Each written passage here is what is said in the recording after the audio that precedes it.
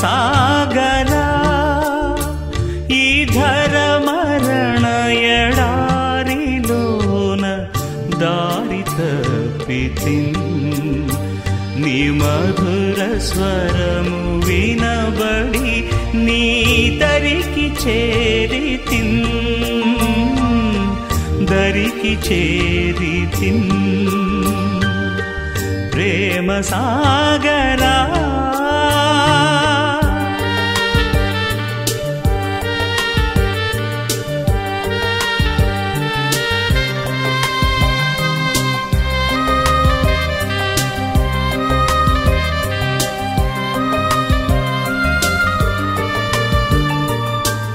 శత్రువైన సాతాను యుక్తిలోన పడితినయ్య శత్రువైన సాతాను యుక్తిలోన పడితినయ్య ముక్తిదాత యేసుక్రీస్తు శక్తినన్ తప్పించెనయ్య ప్రేమ సాగరా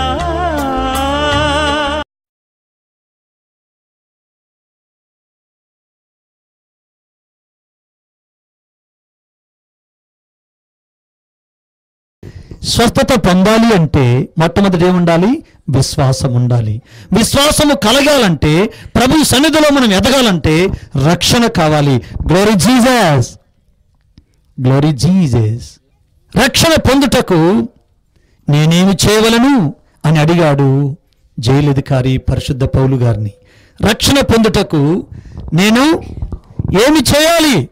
రక్షణ అడిగారు మీరు, రక్షణ కావాలన్నారు. మరి ఆ రక్షణ కావాలంటే నేను ఏమి చేయాలి అన్నాడు ఆ యొక్క జైలు అధికారి. పౌలు చెప్పాడు, ప్రభుని యేసునందు విశ్వాసం ఉంచుము, నీవు నీ ఇంటి వారు బాప్తిస్మం తీసుకునుము, అప్పుడు నీకు రక్షణ కలుగుతుంది. Glory Jesus. యేసుని ఎరగాలి, యేసుని ఎరగాలి, యేసుతో సావాసం కలిగి ఉండాలి, నీ పాపాలు ఒప్పుకోవాలి, బాప్తిస్మం తీసుకోవాలి, క్రీస్తు సేవలో నువ్వు ఎదగాలి. గ్లోరీ జీసస్, హల్లెలూయా. రక్షణ లేకుండా నువ్వు స్వస్థత పొందడానికి అంత త్వరగా స్వస్థత రాదు. వచ్చినట్లుగా ఉంటుంది కానీ మరలా నువ్వు పడిపోతావు. స్వస్థత అనేది డాక్టర్ దగ్గరనే పొందవచ్చు. పోయి జ్వరమో, తలనొప్పి, గడ్డలో ఇంకా ఏదో ఒక జబ్బు ఉండవచ్చు. ఈ జబ్బు కేవలం ప్రభు దగ్గర స్వస్థపడాలని కాదు, డాక్టర్ దగ్గర నుంచి కూడా నువ్వు స్వస్థ పొందవచ్చు. కానీ రక్షణ పొందితే నీ జీవితం బాగుపడుతుంది. చాలామంది దేవుని ఎరగనప్పుడు, దేవుని తెలుసుకున్నప్పుడు స్వస్థతల కోసం వస్తారు. వారి రోగం పోయిన తర్వాత, వాళ్ళకి ఆరోగ్యం బాగొచ్చిన తర్వాత ఇక దేవుని ఎరగరు, దేవుని నమ్మరు, దేవుని వాక్యం వినరు, ప్రార్థనకు పోరు. కాబట్టి వారు రక్షణ లేదు వారికి. నీకు మొదట రక్షణ కావాలి. సమరశ్రీ గురించి ఒక మాట చెప్పాలనుకుంటున్నాను. Praise the lord. సమరశ్రీ చూడండి, ఈ సమరశ్రీ యోహాను సువార్త 4వ అధ్యాయము 7వ వచనం చదువుకుంటే అక్కడ యేసు ప్రభువు వారు సమరయ ఒకటి నీళ్లు చేదుకొనుటకు అక్కడికి రాగా యేసు నాకు దాహమునకిమ్మని ఆమెను అడిగెను. ఆయన శిష్యులు ఆహారము కొనుటకు ఊరిలోనికి వెళ్ళి ఉండేది. ఆ సమరయ స్త్రీ, యూదుడవైన నీవు సమరయ స్త్రీ నన్ను దాహమునకిమ్మని ఎలాగడుగుచున్నావు? Praise the Lord. ఇక్కడ ఎండవేళ 12 గంటల సమయం అంటే వెండే కదా ఏమ్మా? ఎండాకాలంలో మరీ ఘోరంగా ఉంటుంది ఎండ. 12 గంటలకు దాదాపు అది ఏప్రిల్ మే నెల వస్తే కనీసం 40 డిగ్రీల నుంచి 45 డిగ్రీల దాకా ఉంటుంది 12 గంటలకల్లా. అంత ఎండలో యేసుప్రభు వారు యాకోబు బావి దగ్గర కూర్చొని ఉంటే ఈ సమరస్త్రీ వెళ్ళిందట. ఆమె అంత ఎండ పడేదాకా ఎందుకు ఉండాలి? సమరయులు అంటే అంటరాని వారట. యూదులు రాజవంశము, యూదులు సమరయులను అంటనివారు, అసలు దగ్గరకు వస్తేనే ఒప్పుకోరు. Praise the Lord. ఈ కులాల్లో అంటరాని జబ్బు చాలా మందికి ఉంది. ఈ రోజుల్లో ఇంత నాగరికత ఉన్నను ఇంకా అంటరానితనం చూపిస్తూనే ఉన్నారు చాలామంది. అది ఒక పాపం. అంటరానితనం అనేది కూడా పాపమే. అంటే వాళ్ళకి ఇంకా తెలుసుకోలేదు, సాటి మానవుడిని ప్రేమించే మనస్సు లేదు చాలా మందిలో. అయితే ఈ స్త్రీ సమరయ స్త్రీ కనుక ఆమె 12 గంటల సమయం వస్తుంది, అప్పటిదాకా అందరూ తోడుకొని వెళ్ళిపోతారు నీళ్ళు. ఆమె ఆ సమయంలో వస్తుంది. వచ్చేటప్పటికి యేసు ప్రభు ఉన్నాడు. Glory Jesus, praise the Lord. Yesu ప్రభు ఉన్నప్పుడు ఆమెను చూశాడు, నీటి కోసం వచ్చింది. అమ్మా, నాకు దాహానికి నీళ్ళుమ్ము అని అడిగాడు. ఇది ఒక మర్మంతో కూడిన మాట. యేసు ప్రభువుకు దాహము, ఆకలి ఉండదు. ఆకలి దప్పులు అవసరం లేదు ఆయనకు. ఎందుకని? ఆయన దేవుడు కాబట్టి. కానీ మానవులను బట్టి ఆయనకు ఒక్కో సందర్భంలో ఆకలి ఉన్నట్లుగా మాట్లాడతాడు, దప్పికైనట్లుగా మాట్లాడతాడు. ఆ ఆకలి ఏంటంటే నీ నీతి, నీ విశ్వాసం ఆయనకు ఆకలి. ఆ దప్పిక ఏంటంటే నీ పరిశుద్ధత, నీ నీతి ఆయనకు కావాలి కాబట్టి అదే దాహము. నీవు నేను పవిత్రంగా ఉంటే ఆయనకు దాహం తీరిపోద్దట మన మీద. కాబట్టి అమ్మా దాహానికి ఇమ్మన్నాడు. ఆమంటుంది, అయ్యా నువ్వు యూదుడవు, నేను సమరీ స్త్రీని, మా చేతి నీళ్ళు మీరు తాగరు కదా, ఎలా అడుగుతున్నావు? Glory Jesus. అయితే ప్రభు అన్నాడు ఆ మాటకు, నిన్ను దాహమును కడుగుచున్న వారు ఎవరో తెలిసి ఉంటే నీవే ఆయన అడిగే దానివి, ఆయనైతే నీకు నిత్య జీవ జలాలు ఇచ్చేవాడు. Praise the Lord. Glory Jesus. నిత్య జీవ జలాలు ఇచ్చేవాడు ఆయన. నువ్వు తెలియలా, నీకు ఇంకా కూర్చున్నవాడు యూదుడు అనుకుంటున్నావు. ఆయన ఎవరో నీకు తెలియలా, ఆయన పరిశుద్ధుని తెలియలా, ఆయన దేవుడిని తెలియలా, ఆయన నీ జీవితాన్ని మార్చేవాడని, ఆయన నీ బ్రతుకును మార్చేవాడని, ఆయన నీ కష్టాల నుంచి తొలగించేవాడని, ఆయన నీ ఇబ్బందుల నుంచి తొలగించేవాడని, నీ అప్పుల భారం నుండి, నీ పాప భారం నుండి, నీ అవమాన భారం నుండి, నీ కుటుంబ సమస్యల నుండి, నీ జీవితంలో నీ పాపాల నుండి విడుదల చేసేవాడని నీకు తెలియక నీవు అడగలేకపోతున్నావు. కానీ నీకు తెలిసి ఉంటే ఒకవేళ వెంటనే అడిగి ఉండేదానివి. Praise the lord. ఆమెకు అప్పుడు అర్థమైంది, అయ్యా అలాగైతే నాకు దాహానికిమ్ము, నీ భర్తను తీసుకొని రాపోయిస్తానన్నాడు. నాకు భర్త లేడయ్యా అందామా. నీకు భర్త లేడు, పెరిమిట్లేడు చెప్పావు, కానీ నీకు 5 భర్తలు ఉండిరి. దేవునికి స్తోత్రం. మన మానవ జీవితంలో మనం చేస్తున్నటువంటి పొరపాట్లో ప్రతి ఒక్కటి ప్రభువుకు తెలుసు. మనం అనుకుంటాం ఏం తెలియదని. ఈమెకు 5 భర్తలు ఉన్నట్లుగా అక్కడ రాయబడింది. అయితే ఇక్కడ ఉన్నవాడు నీ భర్త కాడు, నేను నీ భర్తను కాను, కానీ నీకు 5 ఉన్నారని ప్రభువారు తెలియజేస్తే ఆమెకు ఆలోచన అంటనే భయం వేసిందట. నా గురించి ఆయనకు ఎలా తెలుసు, నా బ్రతుకు ఎలా తెలుసు, నా పాపం ఆయనకు ఎలా తెలుసు, నేను చేసిన కార్యాలు ఆయనకు ఎలా తెలుసని వెంటనే నా ప్రవక్తని గ్రహించిందట. Praise the Lord. యేసయ్యకు నీ నా మనందరి యొక్క బ్రతుకులు, మనందరి యొక్క ఆలోచనలు, మనందరి యొక్క క్రియలు, మనందరి యొక్క నీతి, మనందరి యొక్క పరిశుద్ధత ఆయనకు తెలుసు. Glory Jesus. ఎప్పుడైతే ఆయన మాట అన్నాడో వెంటనే యేసు నామములో జీవజలాలు ఆమె పొందినంటే యేసు మాటలే ఆమె త్రాగింది. Praise the lord. ఆయన మాట జీవపు ఊట.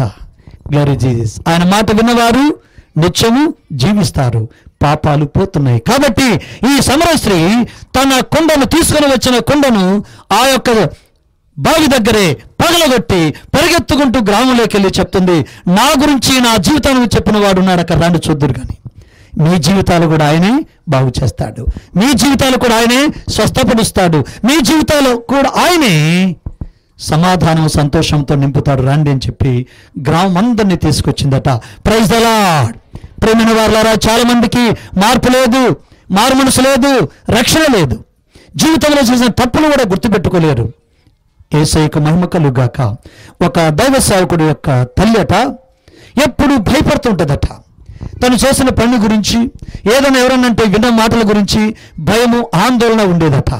ఈ భయము ఆందోళన ఎందుకు ఉంది అంటే, తన కుమారుడు అంటున్నాడు, సేవకుడు, పెద్ద సేవకుడు అట, ప్రఖ్యాత సేవకుడు, అమ్మా యేసుప్రభుని నమ్ముకో తల్లి, యేసుప్రభు యందు నీ విశ్వాసం ఉంచమ్మా, నీ భయం పోతుంది, నీ కంగారు పోతుంది, నీ దిగులు పోతుంది, నీ ఆవేశాలు పోతాయని చెప్తే ఆమె ఎప్పుడూ వినేది కాదట. అయితే ఎప్పుడూ ముఖమంతా ఆమె ఎలా ఉంటుందంట, ముఖమంతా మార్చుకున్నట్టుగా దిగులుతో దుఃఖంతో ఉంటుందట. ఏ పని సరిగ్గా చేయదట, అంతా తొందరగా గాబారగా ఉంటుందట.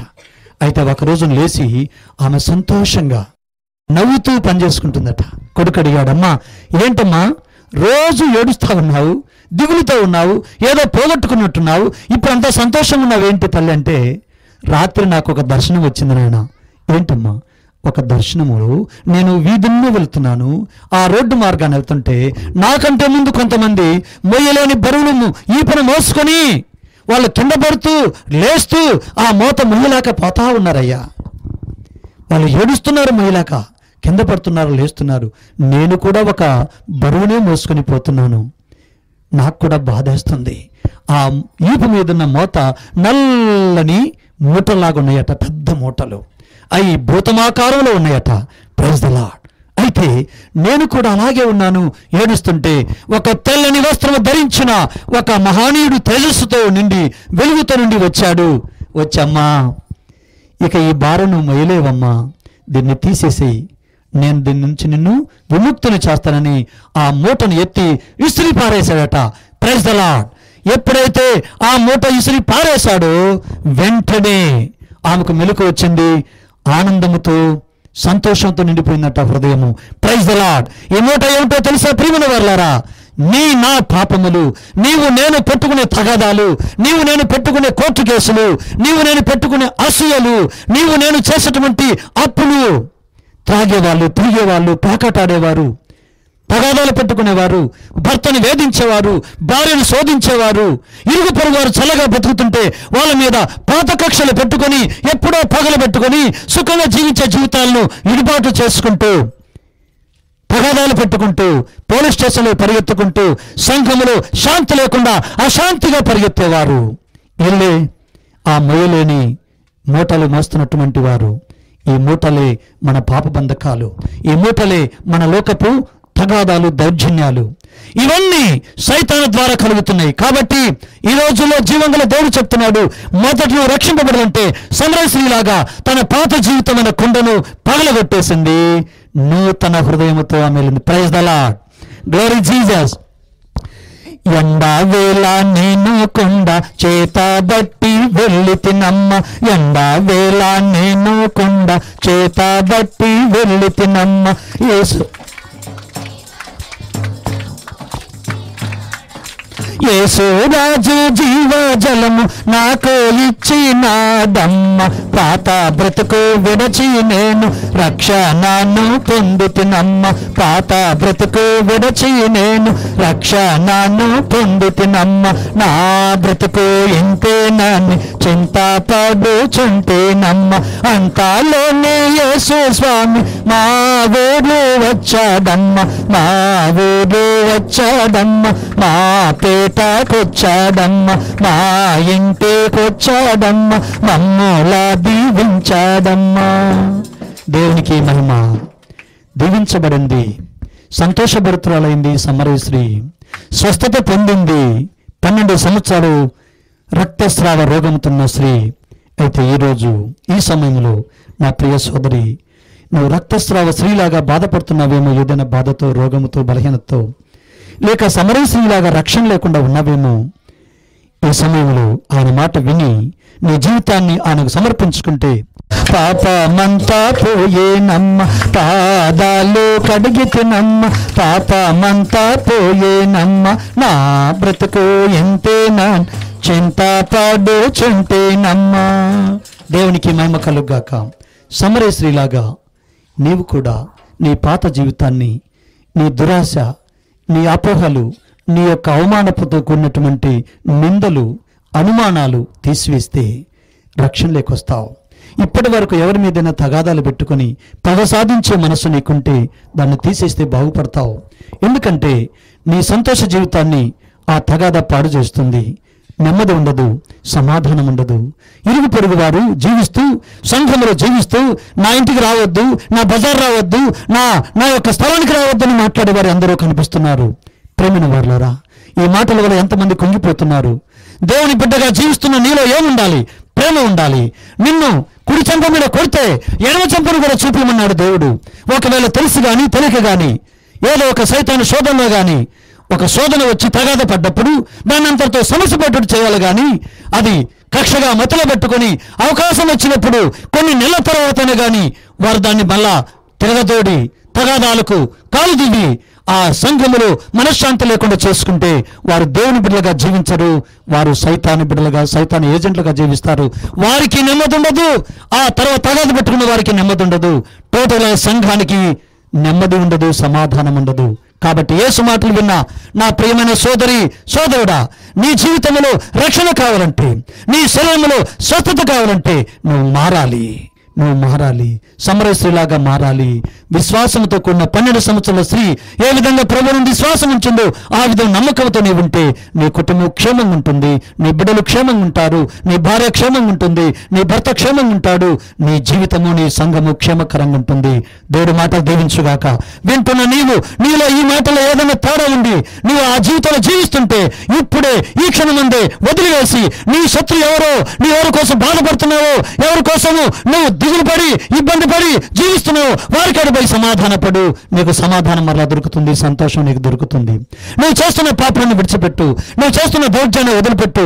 నీ జీవితంలో ఏదైతే దేవునికి వ్యతిరేకంగా చేస్తున్నావో దాన్ని తీసేస్తే సంతోషభరితురాలుగా సమాధానపరుడుగా నువ్వు జీవిస్తావని, అప్పుడే నీకు స్వస్థత కలుగుతుందని, దైవసేవకుడు ప్రార్థించిన ప్రార్థనకు స్వస్థతకు ప్రతిఫలం కలుగుతుందని యేసు నామములో తెలియజేస్తూ ముగిస్తున్నాను. ప్రార్థన. సర్వోన్నతుడా నీకు వందనాలు. నా తండ్రి, ఈ సమయంలో నీ ప్రియబిడ్డలు నీ దివ్యవాక్యం విన్నారు. సమరస్సుని స్వస్థపరిచినట్లుగా తండ్రి, బీపీతో, గ్యాస్ ట్రబుల్తో, షుగర్తో, ఇదిగో కణితులతో, అలాగే ప్రభువా భయంకరమైనటువంటి తండ్రి అనుమానపు వ్యాధితో, తలనొప్పితో, కుటుంబ సమస్యలతో, అప్పుల భారముతో, అవమానాలతో నలిగిపోయిన వారు ఉన్నారు. వీరందరినీ జ్ఞాపకం చేసుకోండి. ఎవరికి ఏమి కావాలో సహాయం చేసి రోగులు స్వస్థపరచండి. నెమ్మది లేని వారికి సమాధానం దయచేయండి. ఈ ప్రార్థన మీద మీ కనుదృష్టి ఉంచి వింటున్న ప్రతి బిడ్డను పేరు పేరు వరుసలో దీవించి ఆశీర్వదించి సంతోష సమాధాన పనులుగా చేయమని నా తండ్రి నీ ఆత్మవర్షం వారి మీద కుమ్మరించి మీ పరిశుద్ధ హస్తముతో ఒక్కొక్కరిని తాకి, నా కుమారుడా ఇదిగో నిన్ను స్వస్థపరుస్తున్నాను, నీకు సమాధానం ఇస్తున్నాను, నీ కుటుంబాన్ని, నీ బిడ్డలను, నీ భార్యను ఆశీర్వదిస్తున్నాను, ఇక నువ్వు నెమ్మదిగా జీవించు. నా కుమార్తె నీ బలహీనత తీసివేస్తున్నాను, నీ రోగాన్ని తీసివేస్తున్నాను, నీకొచ్చిన నింద తీసివేస్తున్నాను, నీ మీద కేసులు కొట్టివేస్తున్నాను, నీ జీవితంలో అప్పులు తీరుస్తున్నాను, నీకు మనశ్శాంతిని ఇస్తున్నాను. నీ భర్త మీద అనుమానాలు తీసివేయి, నీ ఇరుగు పొరుగు వారి మీద కోపం తీసివేయి, నీ తోటి సోదరుల మీద ప్రేమను పెంచుకో, నీ కుటుంబ సహోదరుల మీద, నీ యొక్క రక్త సంబంధికుల మీద ప్రేమను పెంచుకో. నేను నిన్ను ఆశీర్వదిస్తున్నాను అని ఒక్కొక్కరి మీద తండ్రి మీ కరుణాస్తం నుంచి దీవించి ఆశీర్వదించమని, నీకు మహిమయు, నీ బిడ్డలకు జయ జీవితము, సమాధాన జీవితము, సంతోష జీవితము దయచేయమని యేసు నామములో ప్రార్థిస్తున్నాను పరమ తండ్రి. ఆమేన్. సహోదరుడా, ఓ యవన బిడ్డలారా, మీరెంతో ఆశతో వచ్చారు. మీ సమస్యలు ప్రభుతో చెప్పుకున్నారు, చక్కగా వాక్యం విన్నారు.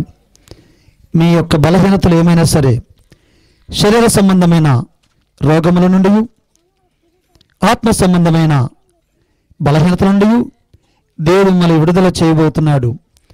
ప్రార్థనలో ఏకీభవించండి.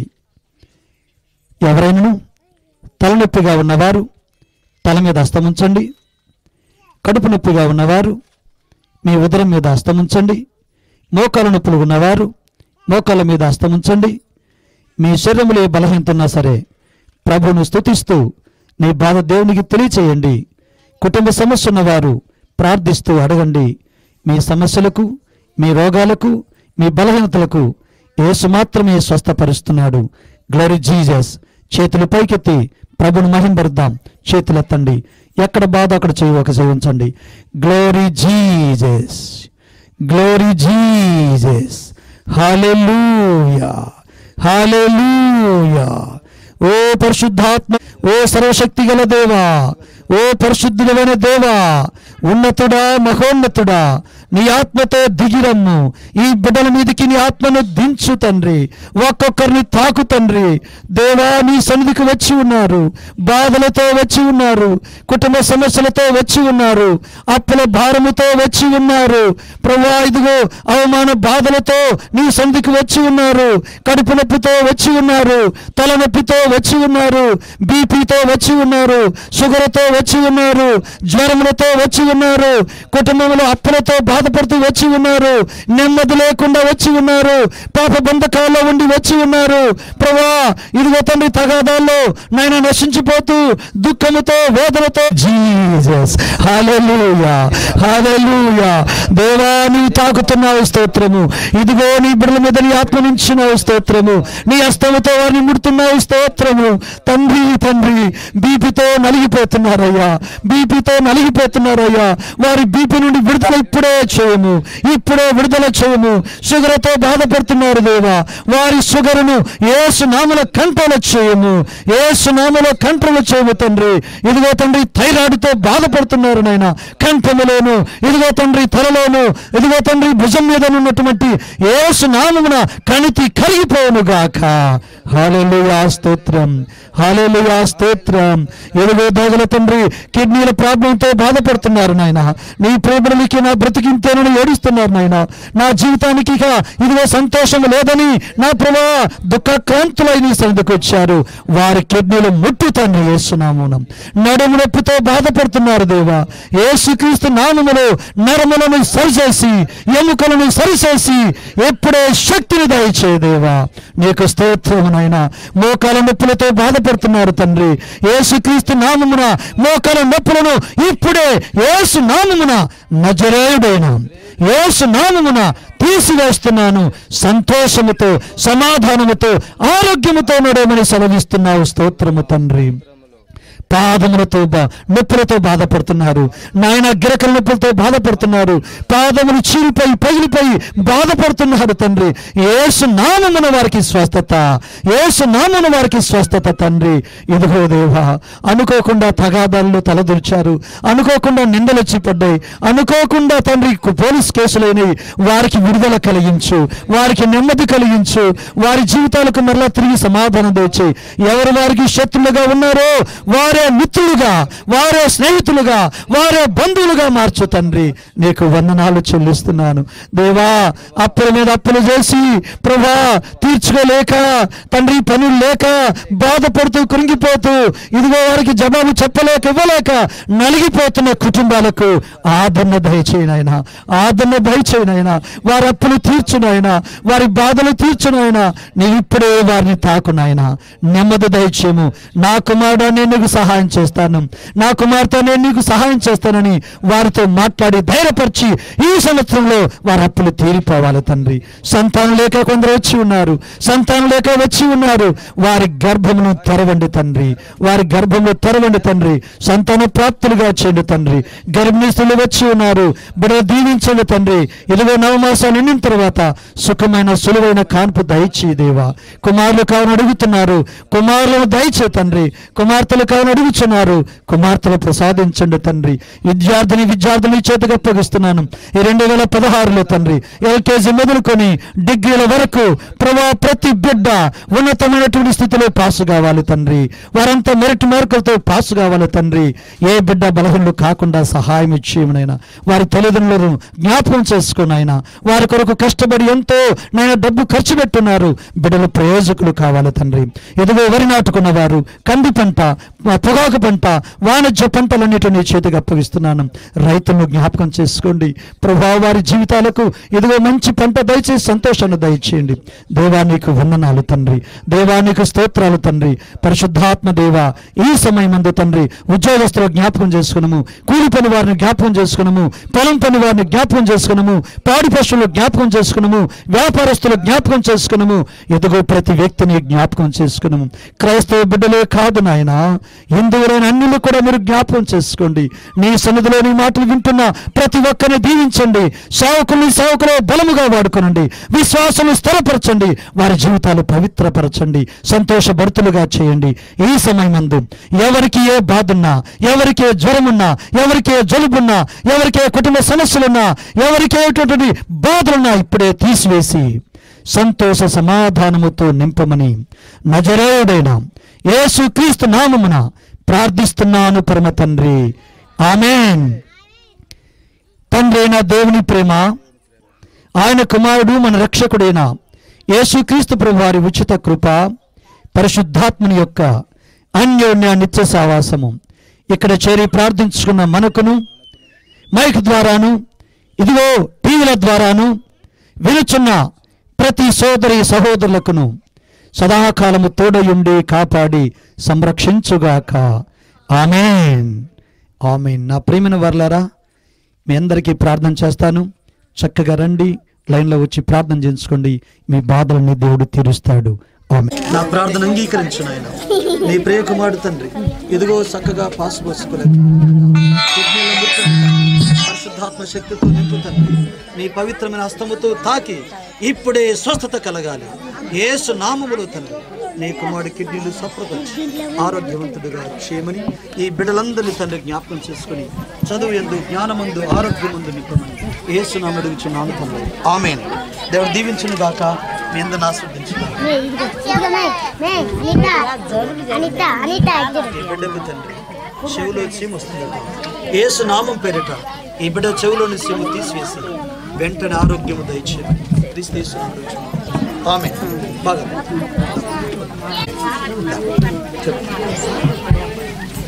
దయగల తండ్రి నీకు వందనాలు. రెప్పమని మీ చేతిగా పరుస్తున్నాను. నా యేసయ్య నీ కుమార్తె 20 సంవత్సరాలైన మ్యారేజ్ ప్రభువా ఎదురు చూస్తున్నాను.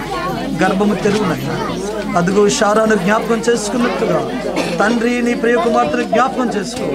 ఇప్పుడే తండ్రి గర్భము తెరువునైనా తండ్రి ఒక గొప్ప సాక్ష్యం రావాలి. నా యేసయ్య శారాను అబ్రహామును జ్ఞాపకం చేసుకున్నట్టు ఇదిగో తండ్రి ప్రకాశను అలాగే నీ ప్రియ కుమార్తె ఇదిగో రిక్కను జ్ఞాపకం చేసుకోమని యేసు నామములో అడుగుచున్నాను. దేవుడు నీవు సాయం చేయను.